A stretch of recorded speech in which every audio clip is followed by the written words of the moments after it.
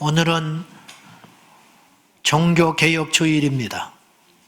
총회에서도 10월 마지막 주일은 종교개혁 주일로 지키도록 권장을 합니다.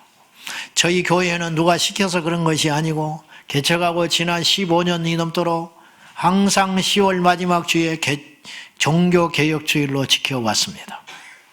그 이유가 있습니다. 1년에 한 번은 우리를 좀 제대로 보자 이 말이에요. 뭔가 흐트러져 있다. 열심히 한다고 하지만 뭔가 본질에서 어긋난 것이 있을 것이다. 뭔가 우리의 잘못된 인위적인 첨가물들이 분명히 교회와 신앙 가운데 있을 것이다. 봉사할 때도 있을 것이다. 그거를 과감하게 비추어서 우리가 다시 한번 바꾸는 노력, 우리 자신들을 정화하는 그런 시간을 한 번 갖고도 부족하지만은 공식적으로 한 번은 있어야 되지 않겠느냐. 그날이 오늘입니다. 그래서 코로나 때문에 못했지 종교개혁주일에는 성찬식을 거행하고는 했습니다. 주님의 살과 피를 먹음으로 우리 안에 있는 다시 한번 신앙의 정체성을 확인해 보자. 그런 차원입니다. 개혁이라는 말 우리는 많이 듣습니다. 개혁이라는 단어가 많이 통용되는 사회는 그만큼 비극적인 사회입니다. 왜냐? 그만큼 개혁되지 못했다는 걸 의미하기 때문입니다. 개혁이라는 단어는 아시는 대로 한자로 고칠 개자에 가죽혁자를 씁니다. 피역혁자. 그럼 말 그대로 따져보면 가죽을 고친다. 개혁이 가죽을 고친다니. 우리 조상들이 지혜로웠습니다. 가죽은 그대로 방치해놓고 시간이 흐르면 딱딱하고 곰팡이가 핍니다. 그래서 쓸모없게 됩니다. 그럼 어떻게 하냐? 가죽을 자르는 게 아니고 가죽에다가 기름을 먹이고 무드질을 해서 과거의 가파치들이 그걸 다시 쓸모있게 처음의 상태로 돌려놓는 거, 이것이 가죽 작업이에요. 이걸 뭐라고 그랬느냐? 개혁이라 했다 이 말이에요. 그러면 개혁의 본질이라는 건 뭐냐? 영어로도 그렇겠지만 리폼한다 그러잖아요. 원래 그러니까 개혁이라는 의미는 새로운 걸 만드는 게 아니에요. 뭘 변화시키는 게 아니에요. 그건 뭐냐? 원래 상태로 돌려놓는 거. 이것이 개혁이에요. 근데 이게 생각보다 너무 어렵다는 거예요. 어떤 경우에는 새로 뭘 만드는 것보다 더 어려워요. 다시 원상태로 돌아간다. 결코 쉽지 않습니다. 루터가 비텐베르크 성당 앞에 95개조 반복문을 붙일 때 이렇게 역사 속에 큰 파장이 일어날 걸로 그렇게 하지 않았을 거예요. 순수한 동기로 나는 시작했을 거라 생각해요. 이건 아니지 않냐? 문제의식. 이건 더 이상의 교회라고 볼 수 없다. 어찌 이것이 믿음이냐? 어떻게 연보교회에다가 면죄부를 사가지고 동전을 땡그랑 넣는 순간 지옥에 있는 사람이 연옥을 가고 연옥에 있는 사람이 천국을 가냐? 성경에 어디가 그런 것이 있냐? 그래서 세 가지 이제 목표를 제시했어요. 그건 뭐냐? 첫째, 솔라 피데, 라틴어인데 오직 믿음으로 돌아가자. 이건 믿음이 아니다. 누가 하나님 이렇게 믿으라 하더냐? 이건 아니지 않냐? 이렇게 믿어서는 절대로 천국 못 간다. 이렇게 믿어서는 하나님 앞에 영광 못 돌린다. 그러니까 오직 믿음으로 다시 돌아가자. 솔라 피데. 두 번째, 오직 하나님의 은혜로만 된다. 오직 은혜로. 솔라 그라티아. 근데 지금이나 그때도 마찬가지예요. 그때도 초대교회 이후로 1500년이 지나오는 동안에 교회에서 맨날 하는 소리가 믿음, 맨날 은혜, 그랬을 거 아닙니까? 근데 은혜가 어디 있냐? 믿음이 어디 있냐? 맨날 말뿐이지. 진짜 은혜로 돌아가자. 솔라 그라티아. 그리고 세 번째, 가장 중요하고도 핵심이 된다고 나는 개인적으로 생각하는데 오직 성경으로 돌아가자. 솔라 스크립투라. 성경이 우리의 모든 것이다. 성경에서 무슨 면죄부를 하라고 그랬냐? 성경에 어디 연보 많이 하면 지옥에서 천국 간다고 하더냐? 아니지 않냐? 그리고 순수하게 시작한 거예요. 결국은 돌아가자는 거예요. 돌아가자. 회복하자. 이것이 개혁이었어요. 그러니까 루터는 정작 제가 볼 때 종교개혁이라는 말 안 썼을 거예요. 교회를 바꾸자 그렇게 시작한 일이 아니라고 봐요. 그냥 이건 아니다. 원래 그 자리로 돌아가보자. 그런 위기의식 속에서 시작한 일이 저는 개혁이라고 생각해요. 개혁은 어렵고 힘들지만 거창한 건 아니라니까요. 우리 하던 일 하는 것이 개혁이에요. 정치인들한테 이렇게 이야기해요. 정치 좀 똑바로 해. 그런 말 하고 싶지요. 또 그런 소리도 언론에서 계속 하잖아요. 직관적으로. 그 말은 뭐예요? 정치를 안 합니까? 맨날 정치하지. 근데 그 정치는 죽은 정치라는 거예요. 우리 백성들이 원하는 정치는 그 정치가 아니에요. 민생을 돌아보고 백성들을 살기 좋게 하고 공명정대한 나라, 우는 사람 없게, 교만한 사람 없게, 불이한 이득을 취하는 사람이 없게 정치를 해달라. 요게 정치하라는 것이죠. 그러니까 그렇게 하라는 거예요. 근데 그런 정치를 해야 되는데 그렇게 하지 않고 대부분의 정치가 자기 밥그릇 챙기는 정치를 하고 있는 거예요. 그러니까 정치가 아니라는 거예요. 나라를 지키는 군인한테 군인 역할 좀 똑바로 해. 그 소리는 뭐예요? 나라 좀 제대로 지켜. 승진하고 맨날 그런 데만 관심 두지 말고, 응? 아는 사람만 줄대가지고 승진시켜주고 자기 자리 이용해가지고 그런 짓 하지 말고 정말로 이 나라의 안보를 위해서 제대로 일 좀 해줘. 이게 군인다움이에요. 목사들이요, 목사답게 목회를 해다오. 이건 뭐냐? 정말 제대로 영혼을 살찌우고 천국에 들어가려 보낼 수 있도록 쓸데없는 데 쫓아다니지 말고 목사님들 목회 좀 제대로 해주세요. 그런 소리 하는 거 아니에요? 저한테도 지금 눈을 강렬하게 레이저를 쏘면서 그렇게 째려보고 있잖아요. 목회 좀 똑바로 하라고? 그렇지 않습니까? 이게 뭐예요? 제가 특별한 프로그램을 만든다고 목회가 되는 게 아니에요. 교회를 새로 짓는다고 그 교회가 새로워지는 게 아니에요. 그럼 뭐냐? 오늘 저와 여러분이 말씀으로 돌아가면 개혁이 되는 거예요. 근데 이게 말처럼 쉽지 않다는 거예요. 왜 어려운지 아십니까? 지난 역대 정부들이 전부 개혁한다고 그랬어요. 근데 전부 실패했어요. 그 이유가 뭐냐? 개혁을 한다고 들어가 보니까 자기 측근이 떠앉아 있는 거예요. 이 사람을 잘라내야 돼요. 이 사람을 잘라내면 내가 위태롭게 된 거예요. 결국은 나를 내려놓지 않으면, 나를 포기하지 않으면 개혁이 안 되는 거예요. 그래서 모든 개혁은 내 자신에서부터 시작되는 거예요. 내 자신에서부터. 자, 오늘 에베소 교회를 향하여 주님께서 두 가지 입장이 있어요. 하나는 칭찬하는 거예요. 자, 2절, 3절 봅니다. 에베소 교회를 향하여 성령께서 칭찬합니다. 시작. 내가 내 행위와 수고와 내 인내를 알고 또 악한 자들과 용납하지 아니한 것과 자칭 사도라 하되 아닌 자들을 시험하여 그의 거짓된 것을 내가 드러낸 것과 또 내가 참고 내 이름을 위하여 견디고 게으르지 아니한 것을 아노라. 여러분, 이쯤만 되면 좋은 교회입니다. 이런 교회도 흔치 않아요. 잘 보시라고요. 악한 자들을 용납하지 않는 것이 쉬운 일 아닙니다. 교회에서. 무서워서 그냥 놔두고 잃어버릴까 봐 놔두지. 그리고요, 참는 거 쉽지 않습니다. 교회에서. 세상에 욕을 먹을 때 참는다. 억울한 일을 만났을 때 참는다. 쉽지 않아요. 그리고 견디는 거, 그리고 게으르지 않고 열심히 주님을 섬기는 거 말처럼 쉽지 않습니다. 이런 교회를 하나님께서 뭐라고 하셨느냐? 그러나 그랬어요. 자, 4절 시작. 그러나 너를 책망할 것이 있나니 너의 처음 사랑을 버렸느니. 결정적으로 문제가 있다. 그게 뭐냐? 처음 사랑을 버렸다.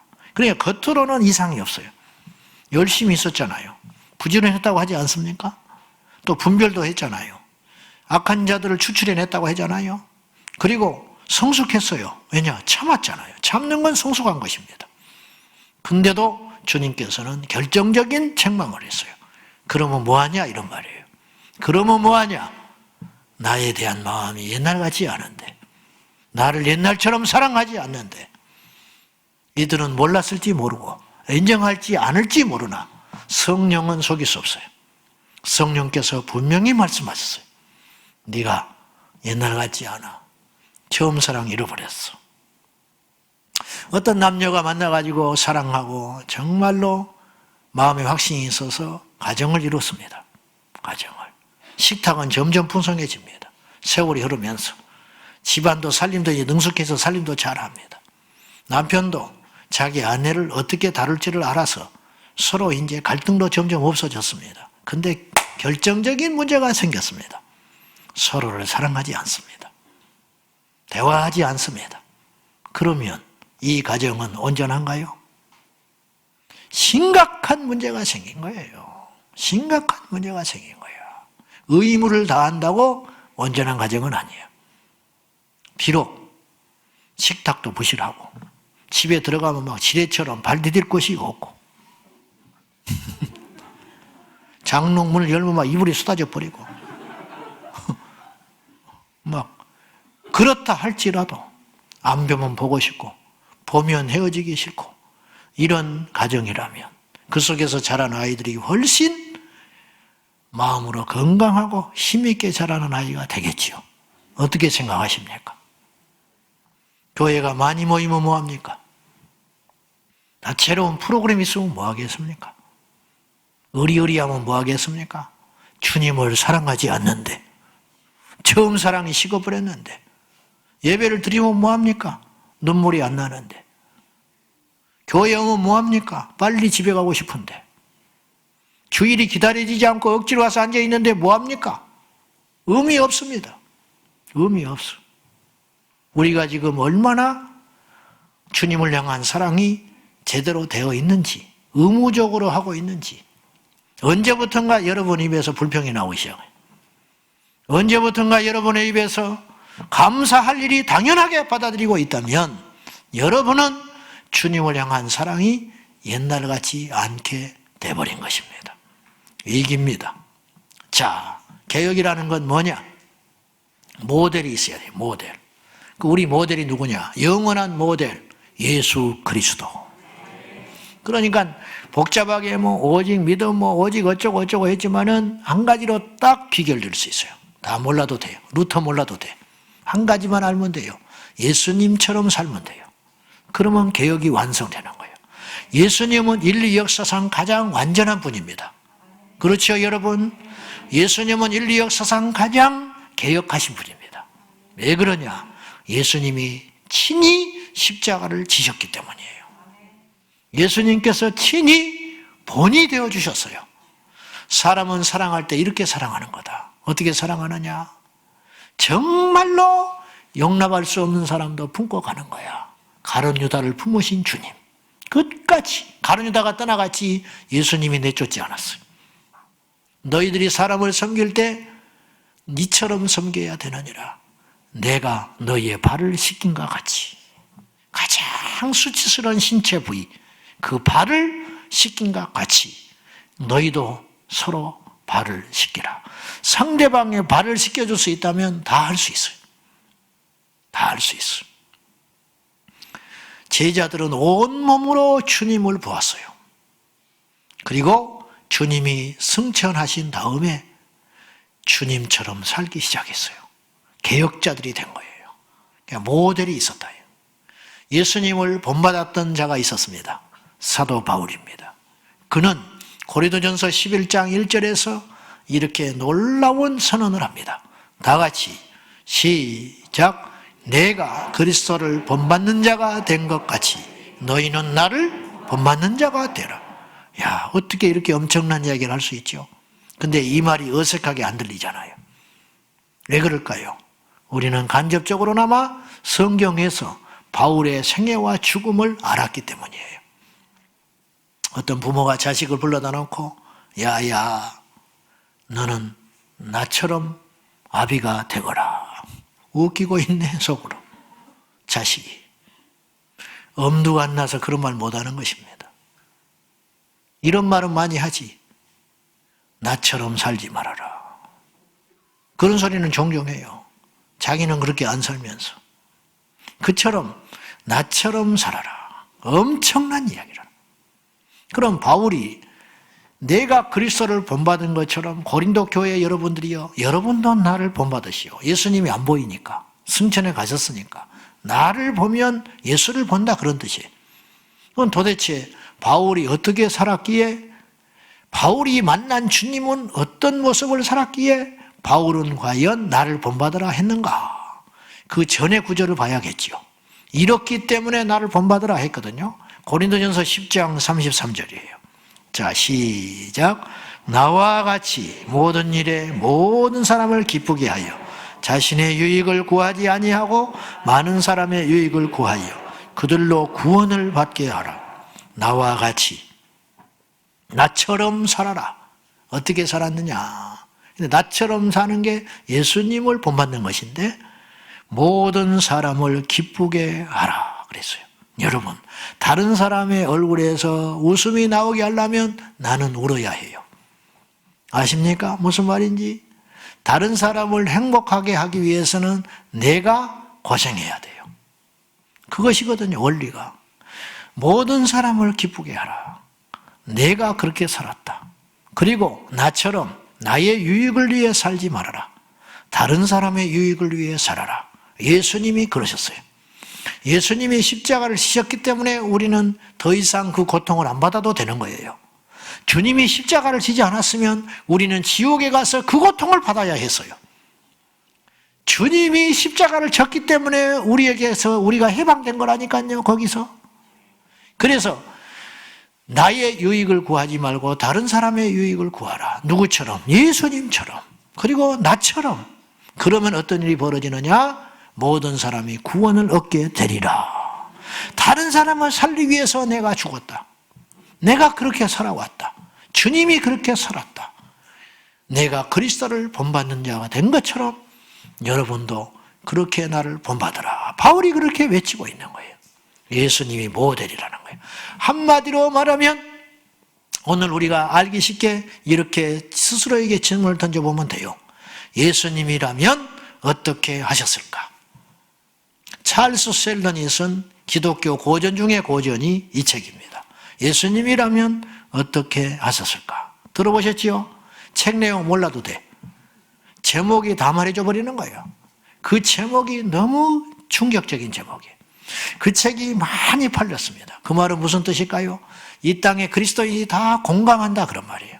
그렇게 살고 있지 못하다 그런 뜻이에요. 상대적으로. 맞다. 나도 저렇게 살아야 되는데. 그 말 아닙니까? 그 제목 자체가 은혜잖아요. 그 제목 자체가 주는 메시지가 크잖아요. 그 소설 속에서 레이먼드 제1교회 목사님이신 맥스웰 목사님이 주일날 우리처럼 이렇게 경건하게 예배드리고 설교를 하고 있었어요. 한참 설교를 하고 계시는데, 근데 레이먼드 교회는 그 지역의 유력한 교회였습니다. 대단한 사람들이 많이 모이는 교회였어요. 소설 속에서. 예배당 문이 삐그덕 열리더니 누가 딱 들어왔어요. 누가 보기에도 남루한 젊은 청년이 하나 들어왔는데 며칠을 굶은 듯한 죽어가는 목소리로 사람들한테 이렇게 이야기하기 시작했어요. 여러분, 나는 이 지역에 온 지 열흘쯤 됐습니다. 나는 다른 곳에서 살다가 파산하고 직장을 잃고 아무것도 없어서 굶주림 가운데 이곳까지 왔습니다. 저는 여러 사람을 만났습니다. 직장을 구했으나 직장이 주질 못했고, 배고픔을 해결하기 위하여 먹을 것을 구했지만 누구 하나 나에게 주는 것을 못 받습니다. 그러면서 이렇게 말했어요. 여러분들, 예수님을 믿는다는 게 무엇입니까? 당신들은 그리스도인입니까? 그리고는 나갔어요. 그리고 심장마비로 죽어버렸어. 소설에서. 또 아이고 어떡했구나 그러지 말고. 근데 이 사건은 이 교회에 큰 충격을 줬어요. 목사님이 그 다음 주에 강단에 서서 숙연하게 이렇게 말했어요. 우리는 과연 예수를 믿는가? 그리고 한 가지 제안을 했습니다. 여러분들이 원하시면 이제부터 1년 동안 무슨 일을 하든지 누구를 만나든지 이 질문을 던지고 시작하십시오. 예수님이라면 어떻게 하실까? 이 운동에 동참할 분들은 참여하십시오. 많은 사람들이 참여했어요. 약속을 했어요. 1년 동안 무조건 그렇게 질문하고 살아보기로. 그때부터 이 교회에 놀라운 일이 시작돼요. 그야말로 개혁이 일어나기 시작하는 거예요. 본질이 돌아가기 시작하는 거예요. 유력한 신문사 사장 노먼 씨가 그 교회를 다녔는데 그런 생각을 안 하고 살았었는데 그 질문을 자기 신문사에게 던져보니까 고칠 게 너무 많은 거예요. 첫 번째는 그 신문사는 주일날 신문을 발행하고 있었어요. 주일은 거룩한 날인데 자기는 예배하러 오는데 직원들은 신문을 발행하는 날이었어요. 그래서 그는 용기를 냅니다. 주일날 신문을 발행하지 않기로 합니다. 큰 타격이 옵니다. 신문사에. 그리고 예수님이라면 이런 신문을 만들었을까? 예수님이라면 어떤 신문을 만들었겠느냐? 그 안경을 끼고 신문을 보니까 부끄러워서 신문을 못 보겠어요. 세상에 진실하지 못한 내용이 실어져 있어요. 흥미거리가 있는 거예요. 때로는 자극적인 기사도 있었어요. 그리고 씻지 말아야 할 광고도 있었어요. 이를테면 담배 광고, 술 광고. 예수님이라면 절대 이런 광고 할 수 없어요. 그분이 정신이 돌아오기 시작하는 거예요. 그리고 과감하게 그런 광고를 씻지 않기 시작하고 신문에 흥미거리를 지워버리기 시작합니다. 그 결과 어떤 일이 벌어졌느냐? 독자 수가 급감합니다. 재미없는 신문, 그리고 광고주가 떠나가 버립니다. 신문은 광고로 먹고 사는데 큰 위기를 만납니다. 그러나 1년이 지났을 때 그 신문은 지역사회의 진실한 신문, 제대로 된 신문이라고 소문이 나고 드디어 더 단단한 신문사가 되고 맙니다. 이것이 주님이 주는 축복이었습니다. 그 교회에 천재적인 목소리를 가진 성악가 레이첼 자매가 있었어요. 이 레이첼은 세상에서 성공하는 게 목적이었어요. 스타가 되는 것. 그리고 장래가 유망했습니다. 여기저기 대단한 무대에 올라가서 노래를 부르고는 했습니다. 그런데 질문을 던졌습니다. 예수님이라면 어떻게 했을까? 예수님이라면 그 무대에 안 서서요. 과감하게 서지 않습니다. 그리고 그의 목소리를 들어 주님만을 찬양합니다. 물론 세상에서는 잊혀지는 자가 되어가지만은 레이첼은 진정한 기쁨을 얻습니다. 그리고 그는 낮은 곳에 가서 섬기기 시작합니다. 파워즈 씨는 직장에 충실하게 다녔는데 어느 날 예수님이라면 어떻게 했을까? 자기가 다니는 직장에 부조리가 너무 많았습니다. 그걸 자시할 수 없었어요. 예수님이라면 덮어가지 않을 것이니까. 그래서 그것을 외치기 시작했고 고발하기 시작했습니다. 결국은 그를 이해하지 못하고 핍박하는 회사에서 엄청난 고통을 받습니다. 결국 그를 받아들이지 못하는 아내와 자식들한테도 이 사나이는 미움을 받습니다. 그러나 그 길을 갑니다. 가히 이 운동들은 혁명과 같아서 소설 속이지만 미국의 모든 교회에 영향을 미칩니다. 여러분, 이것이 개혁입니다. 이것이 예수님 닮는 운동입니다. 우리는 어떤가요? 오늘 에베소 교회의 모습을 통하여 우리를 봅니다. 본질을 잃어버린 에베소 교회. 사랑 없는 헌신, 사랑 없는 예배, 사랑 없는 열심. 필요 없습니다. 필요 없어요. 자, 이제 결론적으로 5절에서 그러면 잃어버린 이 처음 사랑을 회복하기 위해서 어떤 처방을 성령께서 내려주셨는지 살펴볼 필요가 있습니다. 5절 보겠습니다. 시작. 그러므로 어디서 떨어졌는지를 생각하고 회개하여 처음 행위를 가지라. 만일 그리하지 아니하고 회개하지 아니하면 내가 네게 가서 내 촛대를 그 자리에서 옮기리라. 첫 번째, 생각해봐라는 거예요. 진단해봐라. 뭘 생각하냐? 오늘 생략된 단어가 있어요. 처음 어디서 떨어졌는지를 생각해라. 무엇이 처음 사랑이 어디서 떨어졌는지를 진단하고 생각해라. 이 말이에요. 여러분, 사람은 갑자기 쓰러지지 않아요. 어느 시점이 있어요. 갑자기 꺾이지 않아요. 여러분, 갑자기 믿음 버리지 않아요. 여러분의 눈에서 어느 날 눈물이 마르게 됐다. 오늘 마른 게 아니에요. 마르게 된 시점이 있어요. 거기를 찾아서 가야 돼요. 그것이 회복이에요. 그것이 개혁이라니까요. 그것이 사는 길이라니까요. 교회학교 교사를 예를 들겠습니다. 언제부터 주일날 아침에 허둥지둥 공가를 뒤적거리고 있는 거예요. 옛날에는 안 그랬어. 옛날에는. 언제부터 자기만 아이들 몇 명 되지도 않는데 생일도 못 챙기고 이름도 가물가물하게 됐어요. 언제부터? 원래는 안 그랬어요. 언제부터 집회 다니는 설교자가 설교 준비도 제대로 하지 않고 노트 하나 찍 뽑아가지고 집회 가기 시작한 거예요. 언제부터? 사랑이 식어버린 거예요. 여상이 봉사하지요. 여상이 교회 나오지요. 그러니까 몰라요. 다른 사람들이 몰라. 근데 주님은 중심을 봐요. 너 사랑 없어. 옛날 같지 않아. 느껴지는 거예요. 사람도 느끼는데 주님이 모르겠습니까? 그 처음 사랑을 회복해야 된다. 처음 자리로 가야 한다. 그래서 끊임없이 제가 여러분에게 이야기한 거 있었어요. 익숙한 것과 결별하라. 익숙해지면 안 된다 이 말이에요. 익숙해지면 오늘 또 주일인데 오늘 또 설교 4번이나 해야겠네. 환장하겠네. 그런 마음이 내 안에 이만큼이라도 있다면 오늘 이 예배는 하나님 받지 않습니다. 우리 목사님들이 오늘 또 7집이나 신방을 돌아야겠구나. 그런 마음이 이만큼이라도 들어와 있다면 기름 부음은 없는 것입니다. 우리 리더들이 가면 말지 뭐. 잘됐네. 골칫덩어리. 그런 마음이 이만큼이라도 있다면 여러분은 리더 역할을 하고 있는지는 모르지만 사랑은 없는 것입니다.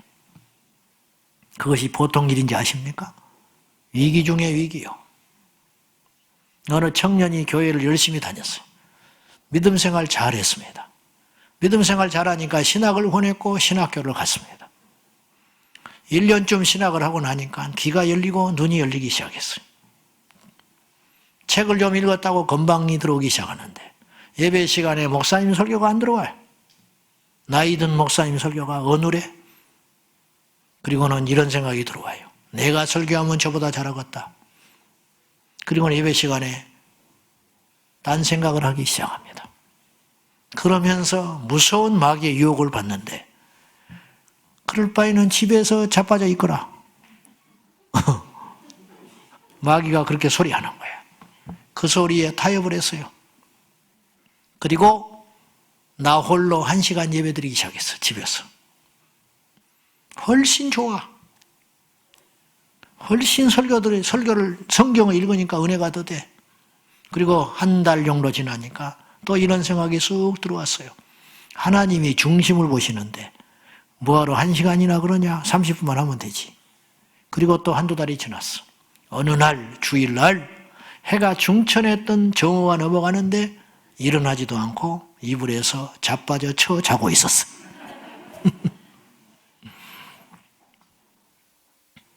그리고 눈을 열어서 벽을 쳐다보니 예수님께서 십자가에 달린 성화가 달려 있는데 그 그림을 딱 보는 순간 자기 마음에 어떤 생각이 드는가? 저분이 왜 저러고 있지? 이 지경까지 가버린 거예요. 남일 같지요. 지금 교회 떠나고 믿음 떠난 사람들이 우리보다 옛날에 안 뜨거웠을 것 같지요.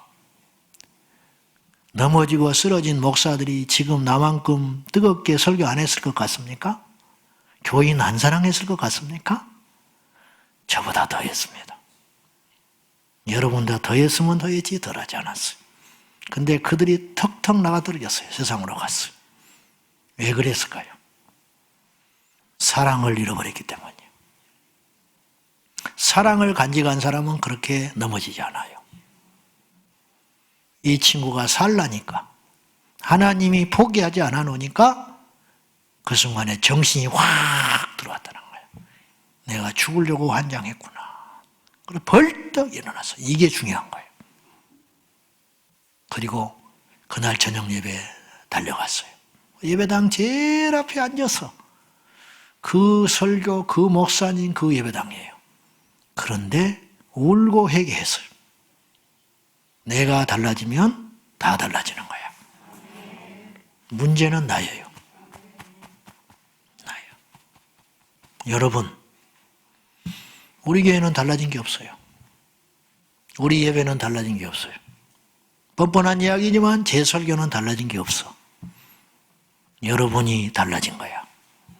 그래서 예배 시간에 집중을 못하고 있는 거예요. 그런 생각 안 해봤어요? 주님은 변하지 않아요. 주님의 십자가가 변합니까? 주님의 사랑이 변합니까? 주님의 능력이 변합니까? 그럴 리 없지요. 예수 그리스도는 어제나 오늘이나 영원토록 동일하다 하셨는데 우리가 변한 거야. 우리가 멀어진 거예요. 주님 우리 버린 거 아니에요. 우리가 멀어졌어요. 우리가 식었어요. 우리가 타락한 거야. 그 자리로 다시 돌아가야 한다. 주님 만났던 그 뜨거운 그 자리. 야곱이 야복강을 건너서 인생의 큰 고비를 넘기고 절뚝발이가 됩니다. 그리고 형과 화해하고 자기 재산을 지키고 자기 식소들을 지켜냈습니다. 아주 큰 산을 넘었지요. 근데 그거를 하느라고 주님을 잃어버렸어요. 20여 년 전에 주님과 약속한 것이 있었어요. 내가 다시 오면 베델로 가겠습니다. 그곳에서 제단을 쌓겠습니다. 그런데 잊어버렸어요. 그리고 베델로 가야 할 야곱이 세겜 땅으로 갔습니다. 이게 문제라는 거예요. 여러분은 베델에 있어야 해요. 세겜에 가면 안 돼요. 아무리 그럴듯하고 논리가 있어도 가면 안 돼요. 근데 야곱은 세겜으로 갔어요. 그 속에서 엄청난 시련을 겪고 나서야 정신 차리고 그때서야 자기의 우상 장신구 화려한 옷들 다 땅에다가 묻어버리고 그때 사람들에게 이렇게 말해요. 이제 베델로 올라가자. 큰 대가를 치르고 베델로 올라갑니다. 그런데 그렇게 마음을 먹고 돌이켰더니 하나님께서 도와줬어요. 세겜 땅에서는 안 도와주셨어요. 주님이 막으려면 못 막겠습니까? 그런데 세겜 땅에서는 침묵하시던 주님이 정신을 차리고 베델로 올라간다고 하니까 추적자들의 마음을 얼어붙게 만들어서 그들을 지켜주셨다는 걸 우리가 보게 돼요. 우리가 그 자리로 돌아가면 성령이 역사하기 시작해요. 우리가 주님의 처음 사랑을 회복하면 주께서 일하기 시작하신다 이 말이에요. 그래서 어디서 떨어졌는지를 잘 분별해라. 두 번째 회개해라 그랬어요. 여러분 회개라는 건 죄의 회개하는 거잖아요. 처음 사랑을 잃어버린 게 죄입니까? 아니 어떻게 그렇게 뜨겁게 맨날 믿을 수 있어요? 그래요 안 그래요? 그렇죠 여러분? 고개를 끄덕끄덕하고 있네. 참나 이거 설교를 다시 해야겠네. 처음 사랑을 잃어버릴 수 있는 일이에요? 그냥 그럴 수 있는 일이에요? 아이고 근데 우리는 비정상이 정상이 됐어요. 아이고 뜨겁구만. 나도 옛날에 그랬네. 이게 죄예요. 이게 부끄러운 일이에요. 근데 마치 고참이 신참한테 격려하는 것처럼 나도 뜨거웠다고. 나도 그렇게 불탄 적이 있었지. 다 한때네 한때. 성경은 그렇게 말하고 있지 않아요. 그럴 수 없는 일이다. 그거는 회개해야 하는 일이다. 에베소 교회가 처음 사랑 이뤘잖아요. 근데 성령은 무섭게 이야기해요. 회개해. 그거 죄야. 큰일 난 일이야. 너는 지금 지옥의 문턱에 서 있어. 그 소리예요. 그냥 회개하라 이 말이에요. 회개라는 말은 여러분이 아시는 대로 메타노이아. 두 단어가 합성된 단어인데 마음을 하늘로 향한다 그런 뜻이에요. 우리의 마음이 세상에 가 있어요. 이게 죄라는 거예요. 우리의 마음을 돌이켜 하나님을 바라보는 거. 이것이 회개다. 그래서 흔히 회개를 유턴이라고 표현을 해요. 가던 길에서 서는 게 아니에요. 속도 줄이는 게 아니에요. 오늘 말씀이 뭐라고 그랬냐면요. 행위를 가지라 그랬어. 처음 행위. 주님을 사랑하면 행동도 바뀌어요. 그렇죠 여러분?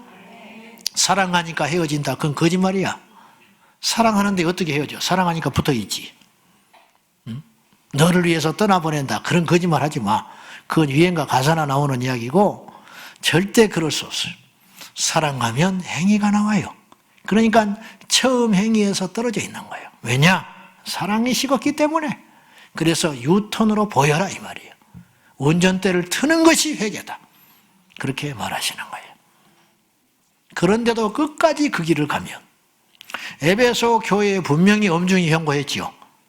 열심도 좋고 인내하는 것도 좋고 다 좋은데 처음 사랑이 없다. 이건 치명적인 문제다. 그러니까 처음 사랑을 반드시 빨리 찾아라. 그렇지 않으면 내게서 촛대를 옮기리라. 주님이 경고하고 있는 거예요. 촛대를 옮긴다는 표현은 많이 들어봤어요. 우리가 다 아는 이야기야. 이게 좋은 이야기는 아닌 것은 다 알아. 근데 구체적으로 이게 뭘까?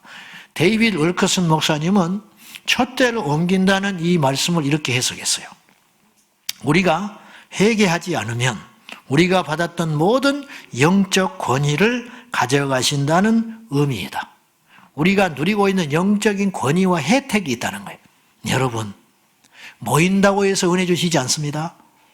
기도한다고 응답받지 않아요. 무슨 말이냐 하면 응답 주시는 분이 안 주면 안 되는 거예요. 당연하게 여기지 마세요. 우리가 모였기 때문에 하나님이 은혜 주실 거라고 기대하는 거 무슨 의미인지는 알지만 안 주셔도 할 말 없는 거예요. 조른다고 줘야 됩니까? 열심히 낸다고 주님이 주셔야 됩니까? 이게 영적 혜택이에요. 우리가 그런 혜택 가운데 있었다는 거예요. 이것이 촛대 안에 있는 거예요. 근데 이걸 빼앗아가 버린다는 거예요. 너희에게 임한 영적 권위를 걷어가 버린다. 영적인 복들을 걷어가 버린다. 예배할 수 없게 만들어 버리겠다. 예배해도 내가 받지 않겠다. 설교해도 역사가 안 일어나게 하겠다. 얼마나 무시무시한 일이에요. 여기에서 촛대를 옮겨버리면 그런 일이 일어난다는 거예요. 추가로 이렇게 말했어요. 우리가 속한 도시, 우리가 속한 국가, 우리가 속한 이웃 모든 영역에서 우리를 부끄럽게 만들고 수치스럽게 만든다는 의미다. 건물은 있으나 영향력이 없이 존경을 받지 못하는 교회가 될 것이고 많은 숫자가 모였으나 주변에 천덕꾸러기 취급을 받는 교회로 전락하고 말 것이다. 이것이 뭐라고요? 촛대가 옮겨진 상태라. 이런 안목으로 보면 지금 우리는 촛대를 빼앗기기 직전에 있는지도 몰라요. 그렇지 않습니까? 그 이유가 뭐냐? 처음 사랑을 잃어버렸기 때문이다. 교만에 있기 때문이다. 변질되어 있기 때문이다. 그런 뜻입니다. 그리고 모든 것이 다 떠나가 버리고 그 자리에는 오직 이가 곧 하나님의 영광이 떠남이라는 표식만 남게 될 거라고 하는 무시무시한 이야기를 데이빗 월커슨 목사님은 하셨어요. 나는 더 이상 너희에게 기대하지 않겠다. 다른 대체를 찾겠다. 안 하려면 마. 그 마음 가지고 나한테 오지 마. 안 해도 좋아. 나는 다른 사람을 쓸 거야. 무섭잖아요. 무서워요. 우리가 그리 되지 말아야 한다는 거예요. 그렇지 않으려면 어떻게 해야 되느냐? 처음 사랑을 회복해야 된다. 이것이 개혁이다. 거창한 것이 아니고 예수님을 본받아 사는 것. 이번 한 주간 아니 우리 평생에 잊어버리지 말고 살아야 할 미션. 예수님이라면 어떻게 하셨을까?